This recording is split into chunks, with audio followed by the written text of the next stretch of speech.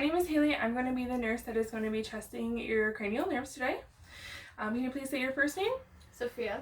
Perfect. And your date of birth? 10/30/97. Perfect. So the first cranial nerve is the olfactory. That is where we test your smell. We are not going to be doing that today. A neurologist is the one that usually does that in the office. The second one is the optic. That one is testing your eyes. So my first question is, do you wear contacts or glasses? No, I do not. Okay, so I'm going to wiggle my fingers on the sides and up top and bottom, and then you're just going to let me know when you can start to see them in your peripheral vision, okay? No. No? No. No. Perfect. All right, and then have you ever been to the eye exam and had to look at the eye chart? No, I have not. No? Okay. So there's, have you ever seen it? Yes, I have. Okay. So it has all the letters and there's different levels and it goes from largest to smallest. What you would do is you would cover up each eye separately and then you would look at the line that's most clear to you and then you would read that.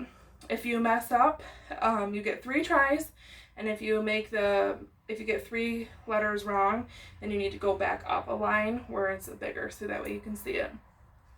The normal person can see from 20 feet away. So if you score what's called 20/20, it means that you can see at 20 feet away, just like a normal person could.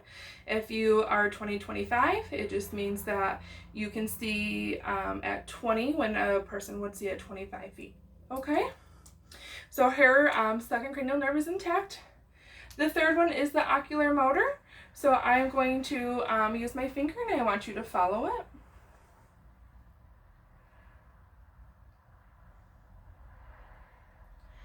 Perfect, and then we're going to do it again.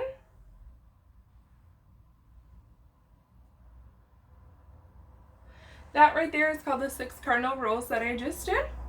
Now we are going to check for her perla, which is pupils equal round, reactive to light.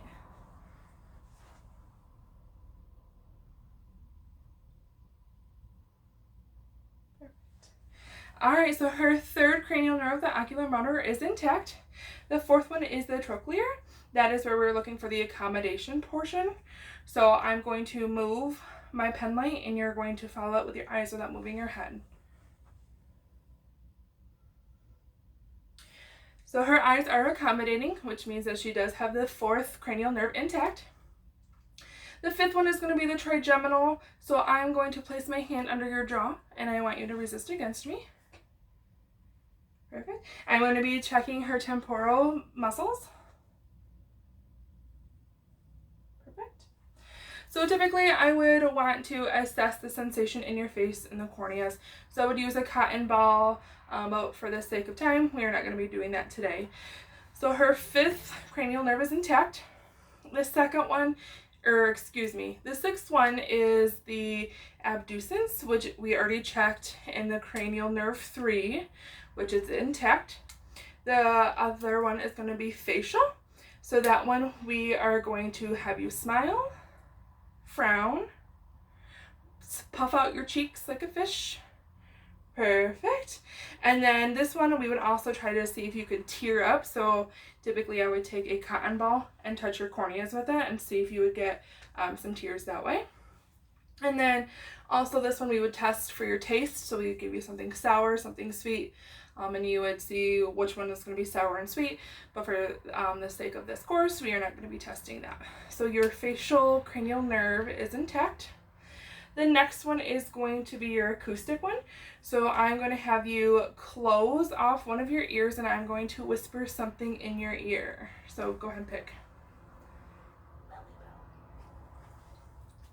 Go ahead and repeat what I said. Lily Bell. Perfect. So we're going to do the other one.